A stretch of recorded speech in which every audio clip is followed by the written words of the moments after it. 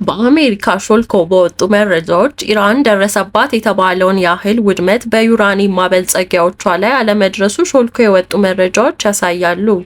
የአሜሪካ ፕሬዝዳንት ዶናልድ ትራምፕ ወደ ናቶ ከመሄዳቸው በፊት በሰጡት መግለጫ ቢቱ ፓይለቶች ከፍተኛ ጥቃት ማድረሳቸውንና ሙሉ በሙሉ የኢራን ማበልጸጊያዎች መውደማቸውን ገልጸዋል። ነገር ግን ሾልኮ የወጡት መረጃዎች እንደሚያሳዩት ከሆነ ኢራን ቀደም ብላ የዩራኒየም ክፍሎቿን ማሸሿንና ወደ ድብቅ ቦታዎች መውሰዷን ይጠቅሳል።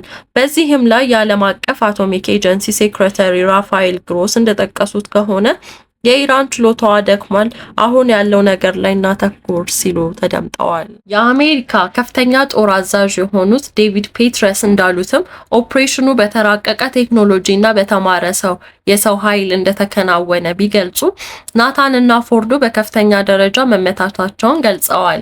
ፔትረስ እንዳሉትም ፎርዶ የደረሰበትን ማወቅ አይቻልም፣ ምክንያቱም ከፍተኛ የሆነ ከመሬት በታች ያለ የዩራኒየም ማበልጸጊያ ስለሆነ ብለዋል። ጀነራል ፔትረስ ኢራን ከቦምብ ፍንዳታው በፊት የኒውክሌር መርሃ ግብሯን ቁልፍ ክፍሎች ተደብቆ ሊሆን እንደሚችል ያስጠነቅቃሉ። በከፍተኛ ደረጃ የበለጸገ ዩራኒየም ወደ ሚስጥራዊ ቦታዎች ተወስዶ ሊሆን ይችላል። ኢራን እነዚህን ደብቃ ከሆነ ኒውክሌር ፕሮግራሟን በፍጥነት መገንባት ትችላለች ሲሉ ጠቅሰዋል።